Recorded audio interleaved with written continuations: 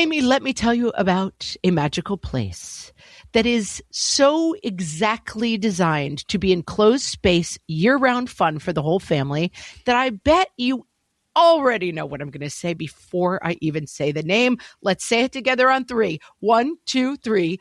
Great Wolf Lodge. You got it, Amy. My kids loved Great Wolf Lodge when we went. You probably already know that it has a huge indoor water park with a wave pool, lazy river, a bunch of massive water slides. But then your pack can hit the other attractions because, wait, there's more. Great Wolf Lodge has adventure-packed attractions like Magi Quest, a live-action game kids can play throughout the lodge, plus the Northern Lights Arcade. Spent some quality time there, so your kid who loves the lazy river and your kid who loves fantasy games will both have a great time. Great Wolf Lodge also offers great dining options and complimentary daily events like nightly dance parties, all under one roof. Unpack the car once and you're settled in to have fun. And with 22 lodges across the country, you're always a short drive away from adventure. We've both had such great times at Great Wolf Lodge, so bring your pack together at a lodge near you. Learn more at greatwolf.com and strengthen the pack. Hello, everyone, and welcome to What Fresh Hell, Laughing in the Face of Motherhood. This is Margaret. This is Amy, and for this holiday weekend, we are doing a rerun of an episode that unfortunately seems incredibly pertinent right now, which is called Handling News with Our Kids. We actually talk in this episode, as you'll hear, about Newtown.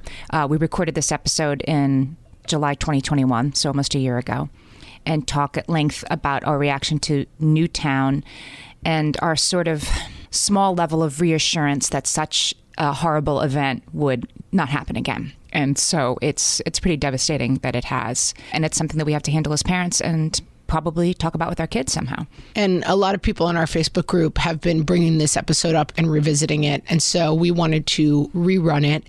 And we also wanted to give you a list of resources and places where you can help out the people of Uvalde that are vetted resources. And so we have that list available for you. And they will be in the show notes if you'd like to make a donation. Thanks for listening. That seems like a bad job. What fresh hell? Laughing in the face of motherhood. Let me show you how much mommy's got it. With Margaret Abels and Amy Wilson. Use real words. A podcast that solves today's parenting dilemmas so you don't have to. There are things that can make it worse.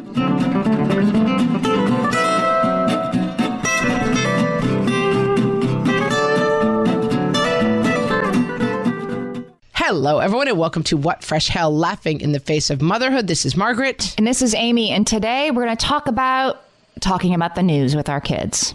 The news. You know, the news meaning like, yeah, the bad news. It's on the news. And sometimes it's halfway around the world, which is a lot easier than when it's something that happened up the street. Like, of course, there's ages and stages involved, but there's also all these other factors, too, like how much is too much and how do you know when and how do you do it when you're really upset yourself? And that's what we want to talk about today. And I'll tell you another aspect of this that is coming up for me as my kids become 9, 11, and 12. Talking to them about news that has passed in the past, you know? Yes. And we should say before we start that we are going to be talking about like some of the big disturbing news stories that are in the news because obviously that's what we're talking about. But this might not be the greatest one to listen to in front of little kids if you don't want them asking questions about like, what are they talking about there? What do they mean? Because we may be talking about some news events that are upsetting and disturbing. You know, you bring up, we always like to start with like, why is this a thing, right? Is this a thing we need to worry about? I think that it is. And part of the problem is the sort of accidental exposure that our kids can have. You know, when I was growing up back in my day, it was sort of Walter Cronkite for half an hour at night, or it was the newspaper my parents might have left on the dining room table. But these days, you know, there's so much accidental exposure, almost like any kid who has a phone, has a tablet, or uses their parents' phone or tablet and sees the alerts come up and see things, you know, they get exposed to stuff like, what's this? A building just collapsed? You know, all the time our kids are seeing things that maybe we wouldn't have had them see had we had time to, you know, put barriers around it, but we don't because it's sort of always on. Yes, but I will also say the flip side of that is I feel like we experience news more as a family naturally in the old days because my parents would be reading the paper and being like, did you see what happened? And then they would discuss it and we would be part of that discussion and it was a little bit more natural. Now, Like, I'm having my coffee and reading CNN.com maybe, and they go to school and people are talking about the building collapse. And then they come home and I don't even realize they've heard about it. That's exactly right. It's like we're very siloed, I think, in our consumption of the news. And the last thing I want to do is bring up a terrible story to my kids when we're having a nice dinner, but I have to remember that if a building collapsed and killed, however many people as has recently happened, somebody at school is almost certainly talking about that. And this is the key. Oh, yeah. I want to talk about that. It's not that your kids are not hearing about it. It's that they're hearing about it from their friends, and those stories are not reliable. Right. They are hearing and seeing things, even if it's not from us. And when it comes to older kids, we could be sitting at the dinner table and I might be talking about something that's happening. Oh, I don't know. I'm going to climate change, right? And one of my kids could say, this is an example, this is hypothetical. I'd say like, oh my gosh, like you see how the heat has ravaged the Northwest. And one of my kids might say something like, the climate change isn't real. Everybody knows that. And I'll say, what? Where did you hear that? And they are consuming during like YouTube ads, all kinds of stuff that you're not even aware of. And they are, as you said, we're in silos, but my kids' silos, they're getting news that they're not going looking for. It's going looking for them. It's targeted at them. And sometimes it's misinformation. And I have been surprised because it's happening on their walks to school or in their headphones in the backseat of the car, things that they hear and assume to be true that I would have much rather had a conversation about, but didn't even know they were getting. So that's it. Our kids are being exposed, no matter what their ages are, to things that concern them or aren't exactly correct. And our ability to sort of be the go-between and to have a rational conversation about it is really complicated. This is our why, because exactly, they're going to hear about things that are scary from, other 9-year-olds. We used to joke because Amy was the oldest kid in her family and she was always like sitting on the fire escape, right? And being like, come here, let me tell you a thing or two about this sex thing, kids. Like, you don't want to hear it from Amy Wilson, from 9-year-old Amy Wilson. Right. You want your kids to hear it from you. We had an event that happened in our lives where we live that was a newsworthy and extremely tragic event that actually affected some of my kids. And it was very interesting to see firsthand how, even though we had provided a lot of information to our kids because we had to, they knew what was going on, the amount of information that still got prismed and came out wrong. And I mean, months later, they would say something about it and I would say, wait a minute, that's not what happened. We talked about what happened. And this is a strange version of it. And it was extremely educational to watch, like, oh, this is how news travels. And this happened when, my kids were in 2nd, 4th, and 6th grade. So they were still pretty little. And just everybody was talking about it, obviously. And then news just kept going more and more circular and more telephone. And, that's also happening with major news stories. Yes. I mean, there's a lot of, as I was looking at the sort of best advice around this, one of the most concrete things was, this is Rosemarie Trulio. She's a senior vice president at Sesame Workshop. And she said, if scary news is happening and it's far from home, one of the easiest and best things you can do is pull out a map. This was her suggestion, because then you can say, yes, this did happen. There was a tsunami, but it was here and we're over here. We have a globe in our sort of kitchen dining room, and I pull it out all the time to show my kids where things are happening, especially when they were little. And that is a great strategy if it's something that's far away from them. But this is a case where you had no choice but to talk to your kids about that. Well, and I think that that's something that holding things away from your children, yes, I see the role for that, but I also think that a mistake we make is thinking that we can always hold things away from our children.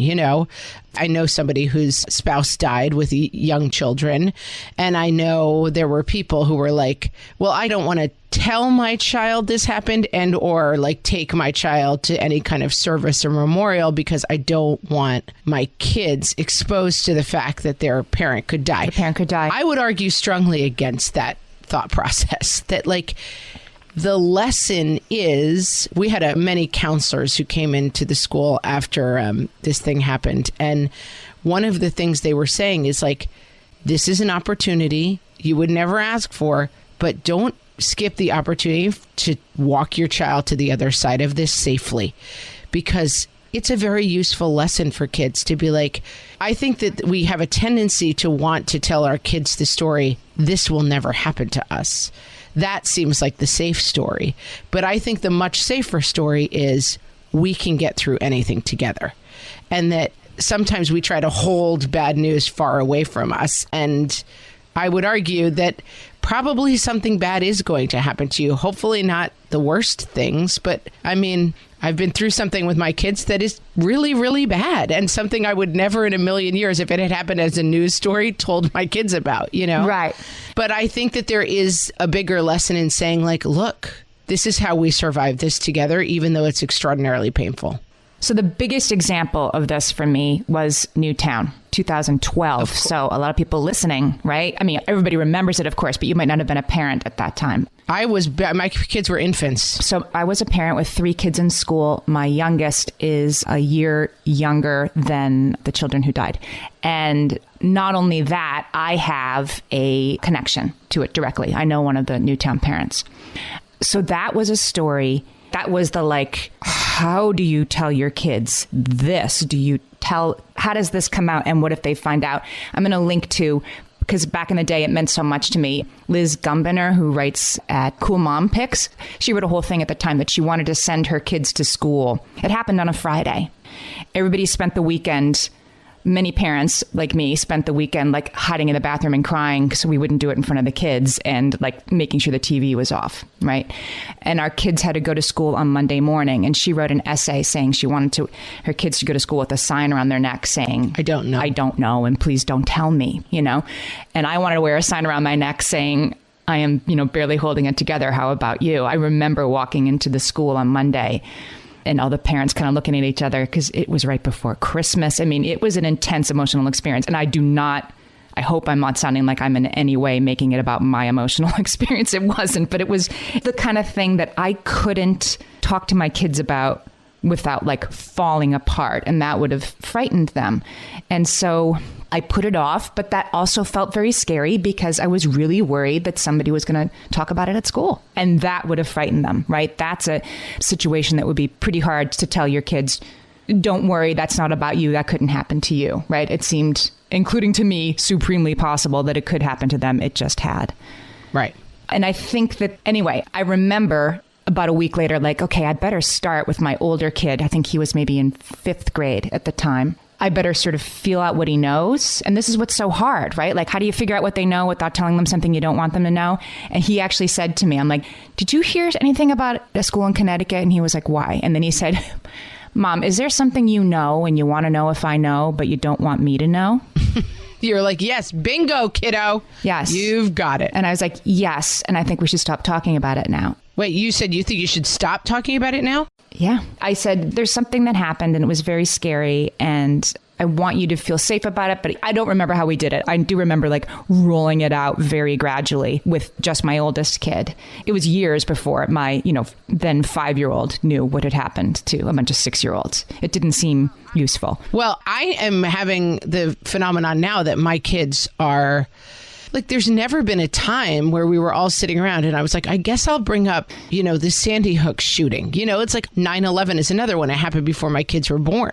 And so it's like, is there ever a day where I want to be like, so here's this really horrifying thing that happened, but I kind of feel like I've missed the boat a little bit on bringing those things up at all because now they hear about them at school. Yes. And I don't know. I think I've learned over the years that leaning in on things and providing more information, even though it's scary, that I want the majority of information to come from me. And so I lean in. And I did have this experience where I had to tell my kids some very, very horrifying news. And I would have given somebody $1 million to not have to say it. But all I can say, and again, this was not something that involved me personally, and I am not trying to borrow someone else's tragedy, but it did affect my kids. And I asked for a lot of advice from people I knew about how to do it. And they were like, frankest words possible, and then answer the questions that come up. And I think that is sort of my North Star for how to handle things that happen in the news, I think that's right. I think we should take a break. When we come back, let's talk about how to know when it is okay to talk about it and how we kind of get started. Good.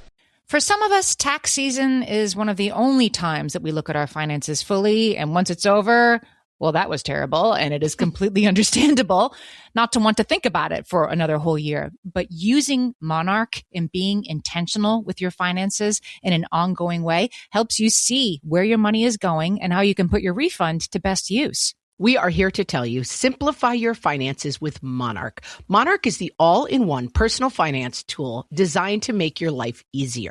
It brings your entire financial life, budgeting, accounts and investments, net worth, and future planning together in one dashboard on your phone or laptop. Feel aware and in control of your finances this tax season and get 50% off your Monarch subscription with code FRESH. As you know, my husband and I are preparing to send, 3 kids off to college, and I cannot tell you how helpful Monarch has been in showing us our full financial picture, helping us to track our spending and reach important savings milestones. Our weekly meeting, Amy, it's now run by Monarch. Love it. Achieve your financial goals for good with Monarch, the all-in-one tool that makes money management simple. Use code FRESH at monarch.com for half off your first year. That's 50% off at monarch.com, code FRESH. All my kids learned to swim when they were little. It was super important to me that they be confident and safe in the water. There was only one problem with that, taking them to swim lessons. I mean, the pools were freezing. There were always cranky adults doing laps right there. And it was definitely not, for any of us, what you would call fun. Amy, heard. But now there's Goldfish Swim School. Goldfish takes a really thoughtful approach to swim lessons, combining research-based teaching with a warm, kid-friendly environment that actually helps kids thrive in the water. Every detail at Goldfish is thoughtfully designed to create a golden experience, from shiver-free, warm indoor pools to comfy waiting areas for parents to professionally trained lifeguards on deck. Goldfish uses an approach called the science of swim play, which combines guided play with proven teaching techniques to help kids learn to swim, build water safety skills, and gain confidence, all at their own pace. Lessons are designed to meet kids exactly where they're at. If you've been thinking about swim lessons or just wondering where to start, this is a great opportunity. Right now, Goldfish Swim School is offering a waived membership plus your child's first lesson free at participating locations. Just visit goldfishswimschool.com/free to find a location near you and enroll using promo code FREE. That's goldfishswimschool.com/free, promo code FREE. Okay, we're back, Amy. When is it okay to talk about it? You know, I like some good advice. So Common Sense Media talked about the sort of ways to approach this with your kids, talked to a bunch of experts, and they said, hot take, that we should wait until kids are 7 before exposing them to traumatic information. If you're lucky. I mean, I did not have that experience. Well, that's right. You did not. Right. You had no choice. But this is the building collapsed far away from us and it can never happen to you. Don't worry. Yeah. Kids that young, and I think this has to come into it because there are times when we're going to have to. But if your kid is 7 or under, you know, they still have a hard time differentiating between what's near and what's far, what's possible and what's improbable, what's real and what's fake. You know, they have a hard time with that stuff. And so it is better, Common Sense Media argues, to keep this traumatic sort of information from kids 7 and under. But if you can't, that you need to start with safety. That you need to start with, you are safe, because they're also completely self-centered. They're children, right? Their brains are like, how does this affect me? And because anything can happen in a 6-year-old's world, right? Of course, it's going to come down to like, my personal safety. Could this happen to me? And so you do need to lead with, you are safe. Yes. This didn't happen to you. And you're right. Sometimes you can't say this won't happen to you. If you can, you should. If you can't, then that gets a little more tricky. Well, and I think it is absolutely fair to say this is an extremely unusual thing that happened, because that is the truth. The fact of the world is that anything can happen to anyone at any time, but it is still extraordinarily rare. School shootings are an example of something that should happen never, but are still an extraordinarily rare experience for any given person in the United States. It is very, very unlikely that you will be involved in a school shooting, statistically. And so it's still okay to present that. Like, I think you lead with how unusual a thing it is that happened, because it is the kind of danger that there's a lot of statistics around how bad we are at, what is it called? Like defining danger. That, for example, like people are very afraid of, let's say, kids playing with guns, but they're not very afraid of swimming pools. People are like, I'd rather drive than fly. Statistically, your chances of being injured in an auto accident are exponentially huger. But it's just something that our brains aren't very good at. Right. And so, but then our kids must do that. It occurs to me as you're saying this, right? Like if we're like dum-dums who think it's that you're more likely to die in a plane crash than in an automobile accident, then our kids must be. It's much more likely that the same thing could happen to me tomorrow since it just happened to somebody else. Yeah. So, with what happened to us, I did constantly say, there is no chance this is really going to happen to you. This is one of the most unusual things that has ever happened, and it happened in our community. And that is very surprising and upsetting. But it is okay to say it is not going to happen to you. It is because it is so rare that it ever happens, Well, let's talk about the kind of situation where, let's say you live in the Northwest and there's wildfires. Yes. And you can't say this will never happen to you because, that's when you move to that there's a plan. I'm quoting Maria Alvarez from Common Sense Media here. She says, lead with safety, lead with you are safe right now, right? And that we have a plan. And here's what the plan is. If you have this sort of thing and it's close to you and it's a possibility of more than 0.000, right? Then you have to talk about the plan. Yes. It's not, I don't mean like you'll move to point B and you'll carry this backpack and, like just vague, but just like, I got it. Let me show you how much mommy's got it. I got it. It's going to be okay. And we're going to do this. And I know what we're going to do. Yes. One more thing I think that helps in the listening to the news and figuring out how to help your kids with it and making it better is kids process a lot of stuff through play, especially young kids. Yes. That play can be disturbing. When your beloved Aunt Gertrude dies suddenly and you are very upset and you take your kids to the funeral, and then later on you come home and your kids are pretending to be Aunt Gertrude and they're like burying themselves in the backyard or whatever way they're disturbingly playing out this. Even if they are playing out something as upsetting to you as a school shooting or a lockdown drill, like it can be very upsetting to us as adults to be like, wait, that's not play. That's not acceptable things. That is how children work through scary feelings. And so allowing kids to talk about it, play around it, you might say like, listen, that's not reverent enough in whatever case. If you think they're really kind of joking about something in a way that's inappropriate, it's okay to step in. But realize that like fear and trauma comes out of kids in some unusual ways. That's what I would put in your path. I have a quote on this. I saw this and I thought about this because we had talked about this at one other point. So Tara Conley, she's a media researcher. She said that play is how kids process. It's how they reconstruct and it's how they reassure themselves. Yes. Right. It's how they make sense of it. And she made this really interesting parallel. She said it's like when adults make memes and, put them on the internet and share memes about events. That's how we play, deconstruct, make sense, and put it all together. That's all the kids are doing. They're making memes in the backyard with their friends. I think it's good to remember because you may see little kids playing in ways that upset you. Like, wait a minute, you shouldn't be playing around something that's so, they shouldn't be playing like we're in a falling building, like because it seems to you that, that's not funny. That's not something to play about. They're processing a fear about that by doing that. Similarly, slightly older kids may be a little bit more like they may have a tendency to kind of joke about it or speak about it irreverently. And it's just something to keep in mind that what they're doing is processing it.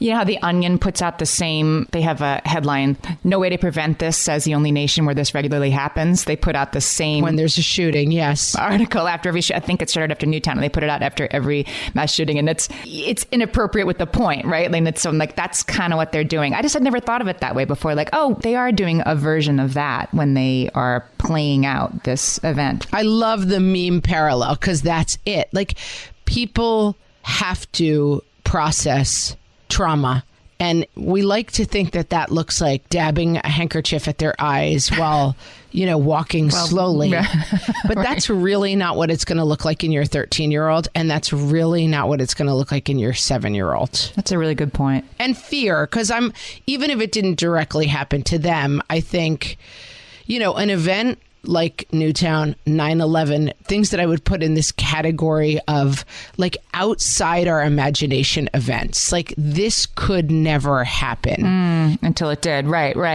And it involves people acting with a part of their human self that we would put outside of the bounds of possibility, basically. Like no one would ever do this. It's too awful. When we feel that way, it is very hard for us to protect our kids because it's like you're never going to square that circle.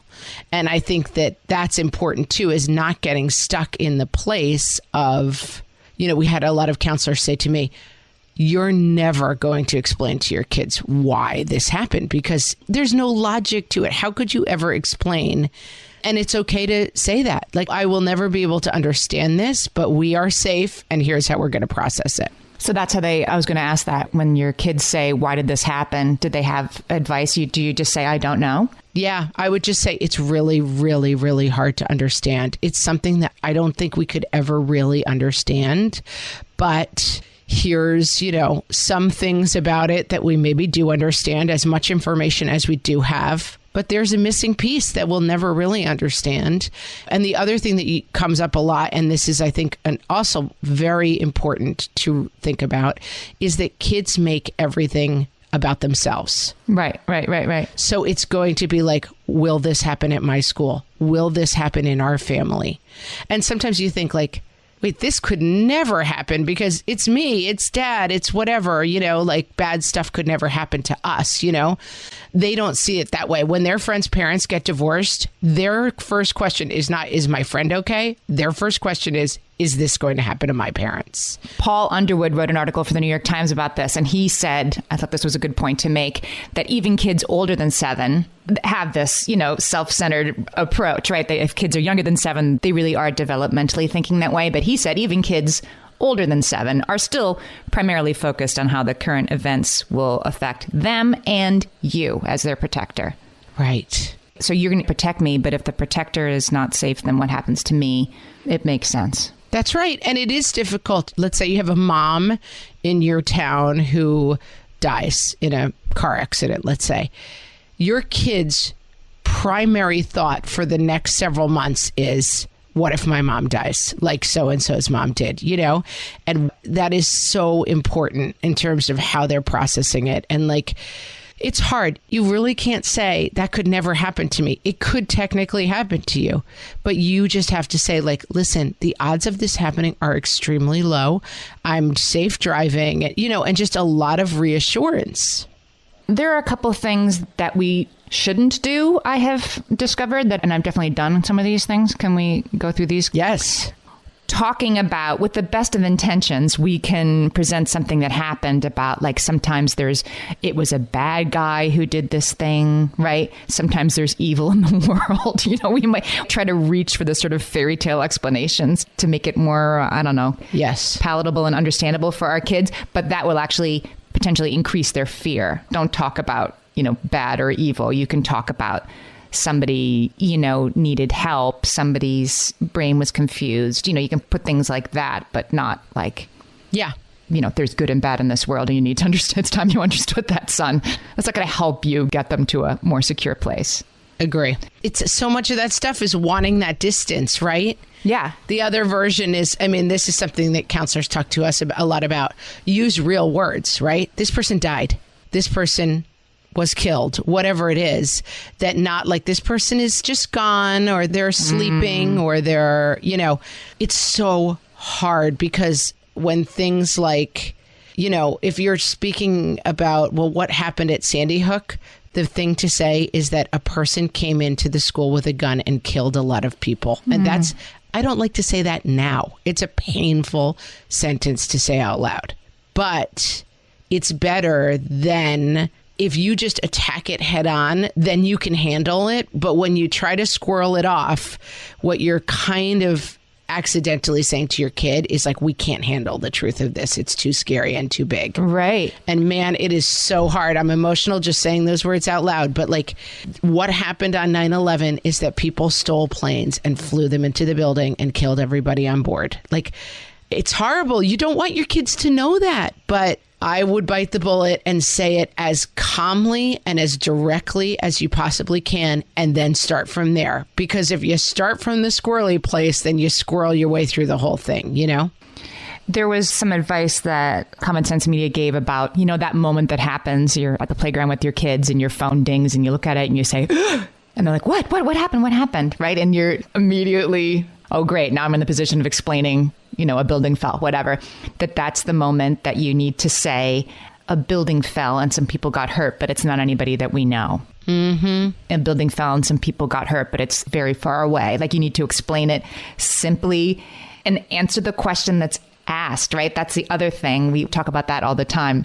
Answer the question that was asked. If they want to know how hurricanes work, you don't have to talk about how climate change is slowly, you know, killing our planet. Don't make it bigger. Don't make it more dangerous and more scary. And sometimes, I mean, mental illness is a thing. You know, don't give them the 10-page explanation when a one-sentence explanation will do for the moment to help them feel reassured. Absolutely. And I will say, through my experience, that kids can handle really, really, really hard things. And it stinks when they have to, but they can, you know, and they do, and they will. And it's whatever details I squirreled out on, they heard at recess, you know. And so that's the only thing. Your kids are going to learn the details of everything that has happened on the news from somebody. And I would suggest that person be you, because it's a lot easier for them to process and have tears and have horror and have whatever emotions they need to have in your living room or in their bedroom surrounded by their stuffies than standing on the recess table having a kid be like, so here's what really happened, and giving them some like very upsetting details where they don't have that support. So lean in. It's really hard. Let's take a break. When we come back, let's talk about how to make the news into potentially a good thing in our families and with our kids. Sure. Why not? I dare you. My favorite skincare products actually feel more like self-care, like they're so nice to put on and they smell so good that I'm actually happy when I get to that part of my day. And I swear that is how I feel about Osea's anti-aging body balm. Amy, you are usually the lotions and potions queen on this podcast, but I have to say, hard agree. Osea's anti-aging body balm is a liquid silk body balm that combines the lasting hydration of a lotion with the firming power of a serum, leaving skin smoother and firmer. This body balm is clinically tested and designed to deliver visible results you can see and feel. So we've gotten to use this product for a couple of months now, and I swear I have really noticed firmer and smoother skin, like on the back of my hands. It's like getting a mini spa treatment from head to toe. Get a spring-worthy glow with clean, clinically tested skincare from Osea. And right now, we have a special discount just for our listeners. Get 10% off your first order site-wide with code FRESH at OseaMalibu.com. That's 10% off your first order with code FRESH at OSEAMalibu.com. Amy, when I'm having a good hair day, it usually makes my whole day better. And that's why on every day, I'm taking Nutrafol. Nutrafol is the #1 dermatologist-recommended hair growth supplement brand. And it's the #1 hair growth supplement brand personally used by dermatologists. Nutrafol's hair growth supplements are peer-reviewed, NSF certified for sport, and clinically tested. Nutrafol offers multiple formulas for men and women tailored to different life stages and lifestyle factors, so you get support that's actually right for you. Adding Nutrafol to your daily routine is easy. Order online, no prescription needed, with automated deliveries and free shipping to keep you on track. Let your hair be one less thing to worry about. See visibly thicker, stronger, faster-growing hair in 3 to 6 months with Nutrafol. For a limited time, Nutrafol is offering our listeners $10 off your first month subscription and free shipping when you visit Nutrafol.com and enter promo code LAUGHING. That's Nutrafol.com, spelled Nutrafol.com, promo code LAUGHING. And now, a list of things that used to be fine, but now your tween finds totally embarrassing. From the What Fresh Hell podcast. Putting notes in their lunchbox. Could you stop doing that? Asking them how their day was. Can we talk about this later? Being seen in public with you in any context. Could you just stand a little farther away from me? Any form of singing. We're not gonna take it. No! Oh, Mom, please stop. Preparing their favorite foods. I don't like chocolate chip pancakes anymore. Smiling of any sort. Cut that out, please. Your humorous use of emojis. Heart eyes? Really, Mom? Making conversation with their friends. This is so embarrassing. Trying to take their picture. Are you done? This is so humiliating. Giving them a ride to school. I'll just walk from here. Attempting to discuss current bands. Seriously, I don't even know who One Direction is. The way you breathe. It's very annoying. This has been a list of things that used to be fine, but now your tween finds totally embarrassing. From the What Fresh Hell podcast. Hey, honey, that's as cool as Gryffindor. I've never been so embarrassed in all my life.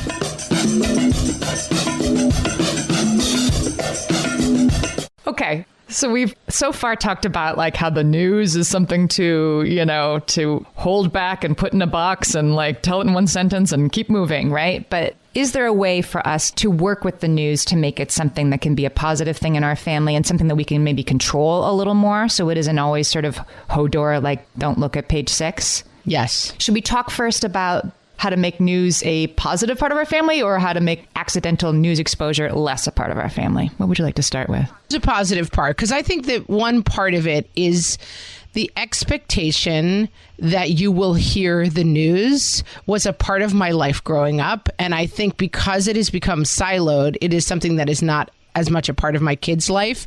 And I think I need to get on that a little bit more. Yeah. Like, hey, we should be at the dinner table, be like, hey, what was in the news today? Yeah, that's a good way to start, right? One piece of advice that I read was that if you're looking at something on your phone, I mean, our kids, this is a huger problem.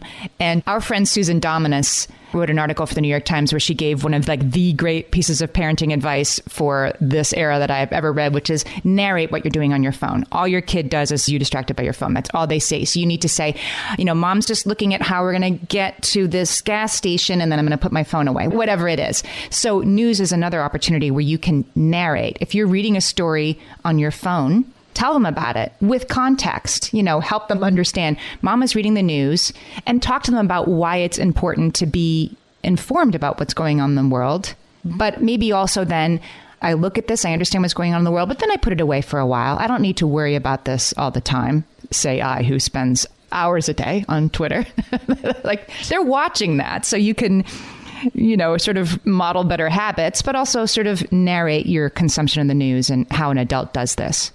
Yeah, and I think it's very interesting. I just had never occurred to me before we started talking about this, the fact that we had a living room in a house that we all, were in the same place, and my parents watched the nightly news. So we were kind of exposed to the news.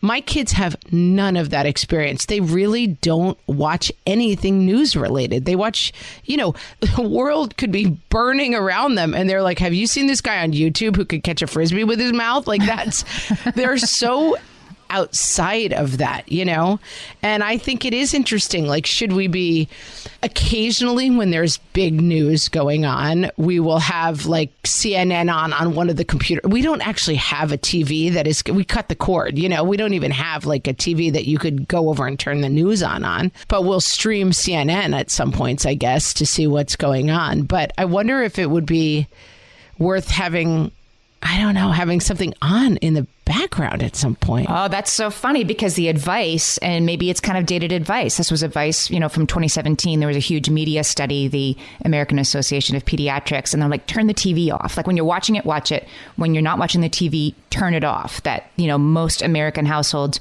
report just having this sort of TV just on all the time. It's just background noise. Well, that I agree with. You shouldn't have it running all day, but I wonder if if it's like the Challenger blows up or something, that you would say like, oh, let's all watch a half an hour of this together and like we can hear the information together and talk it through together versus, because I'm thinking, you know how we talk sometimes about like, I'm always the person who has to be like, put the shoes away, put the this away, blah, blah. And then I'm also now the person who has to be like, a building collapsed, several people were injured. You know what I mean? Like, I don't want to always be the person telling them the news. That seems like a bad job. But how are they getting it? Otherwise, I don't really know. Right. And I think we have to do a little bit of work. Like, there are excellent news formats for kids. I'll put links in the show notes. Common Sense Media came up with a great list. Like, these are websites where kids can learn about the news that are age appropriate, that are non-sensationalized, that are accurate. And there's also, like, I think a podcast is a great way to listen to the news because it's a more careful exploration usually, right? It's more nuanced. And there's great ones for kids, for teenagers that explain this stuff to them. And you have to go looking for it, right? Because the kid who can catch a Frisbee with his mouth on YouTube is much more interesting than let's listen to, this story about why is it getting more hot in the Northwest? It's not as, sexy for sure. No, not as fun. But this stuff exists. And I do think it's probably more important than ever that we give our kids some sort of media literacy. Like, how do you get accurate information and where do you go to get it? For sure. And the other place this does happen, and I will say this does happen, but it's something to lean in on a little bit, is the family meal. So if we're having nightly family meal, one of the things that happens at that meal is my husband and I will discuss the news in front of our kids, And I think that that's a good place, although it would take a little bit more lean in now that my kids are older to be like, wow, coronavirus is really spiking in the U.S., whatever. Lean in a little bit more on not, it's against our instinct to bring up a bad, scary story. But we got to have these conversations at a certain point because I realized I was letting my kids do lockdown drills for 2 years in school. I was at the school for one, I have to say, God bless them. Not a criticism of the school, but like I'm huddled with a bunch of 7-year-olds in a closet. And I was like crying, like, oh my God, like this is what my kids are doing in school. And one of the kids was coughing and the kids were like, shh, you have to be quiet in case the robber comes. And I'm like, is it better for them to think it's a robber? I don't know, Like, do I want to sit down and be like, the reason you're doing that is because here's the history of school shootings in the United States, not with a 7-year-old. Not with a 7-year-old, right. And maybe not with an 8-year-old or a 9-year-old. But at the same time, now I realize like I've kind of never talked about it with my almost 13-year-old, Right. It's hard to just on a Tuesday be like, today, right, school shootings, Who wants to do that? But I think you got to challenge yourself to bring it up at some point because it's not that they're not going to hear about it. With older kids, I think it's about asking, what have you heard about this? Start with an open-ended thing, right? And then answer the question that was asked and, work on the stuff that they know, because you will be surprised. I have been surprised over and over again with the sense that my kids make. My oldest kid told me after their first few lockdowns at school that the kids had talked about it and decided, because nobody was telling them why they were doing it, just that they were. And he told me they decided it was probably an earthquake. That was probably what this was all in preparation for, in case there was an earthquake. We live in New York City. And I continued to let him think that because that seemed to me to be a cognitive dissonance. If the kids as a group had decided it was for an earthquake, I thought that's not a bubble I should burst for these children. But we talked more about it later. But that bubble's going to burst someday and you're not going to know which day. So I think that introducing it lightly and early and then kind of often is probably the way to go, so that it's kind of like sex ed, right? Like you're not going to give a diagram to a 6-year-old and explain everything about sex to a 6-year-old. But you are going to start to introduce the idea that like babies come from mom and dad when they, are in love. Just have Margaret come over to your house. Whatever it is, however you start. I don't know. Listen, I'm freestyling here. It's not going great, but you know what I mean?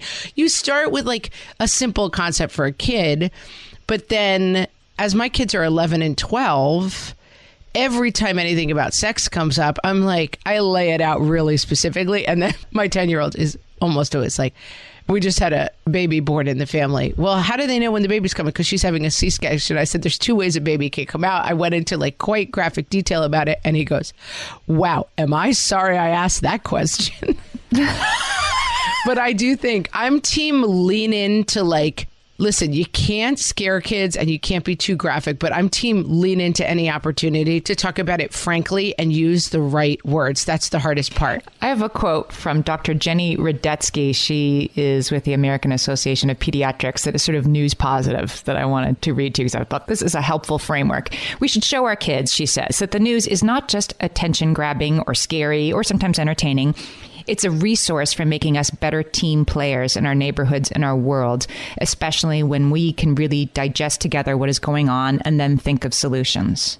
That's the sort of positive spin we can put on this when we talk at the dinner table about like what's going on. Read it one more time. I want to hear it again. We should show our kids that the news isn't just scary or entertaining or attention grabbing. It's a resource for making us better team players in our neighborhood and in our world, especially when we can really digest what is going on and then think of solutions. That's great. I think it implies a little bit more agency than we often have. You know what I mean? Like, sure. I think that's right. But I also think there's a little bit of reality about how much agency we have. Like, is our house suddenly going to fall down? Very unlikely. Very unlikely.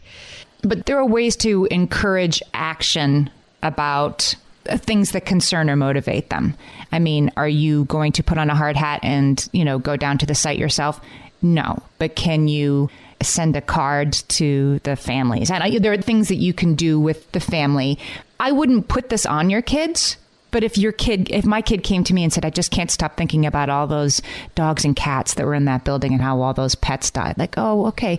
I see what you're saying. Like, what do you think we could do about that? What can we do to make the world a better place for pets? Whatever it is your 6-year-old is fixated on. Yeah, let's get some blankets together and do a blanket drive and bring them. I think that's right. Yeah. I think that's very right. And I think you don't want to do this with everything that happens. You don't want to make every situation about kids. But I think in the big picture, if your kids are very worried about climate change, and climate change is one of them, it's a little bit, I get what they're going for. And I think climate change is super important. But like every time we go on a field trip, it's like the aquarium movie is always like, look at the beautiful penguin. It is now wrapped in plastic and dying because of climate change. And I'm always like, I get that we're trying to get the kids on board with this, but could we maybe just have a couple of ones that are just about the penguin? But let's say that they are upset about that. That is something where you're like, let's be really good to the earth, and let's figure this out and let's do a recycling thing at the school. And I think finding action can be really helpful, but it's obviously not that like every night you're watching the news and be like, how can we solve this? They're not all your problems. Today's action step. Yeah. It's not today's action step. Exactly. Well said. I think, did we solve this? I think we came up with some solutions adjacent things. I think we solved it in terms of like, it's really hard. Your kids can handle much more than you think. Your kids know much more than you think they do, no matter what age they are. And so it is your job to inform them very frankly, and then to help them contextualize and get through it. That's what we're doing, and that's going to actually work. Yep. Lead with reassurance. No matter what comes. Yep. Well said. Guys, are you following us on Instagram? We are so close to 5,000 followers on Instagram, and it would make me happy. We're so close. Please make Amy happy. She loves the Insta. And once we get to like a lot of followers, I want the swipe up, guys. Come follow us on Instagram at WhatFreshHellCast. That's your job today. Go synthesize the news and follow us on Instagram, friends. That's your assignment. Provide context there. We'll talk to you next time. Have a good week, friends. So long.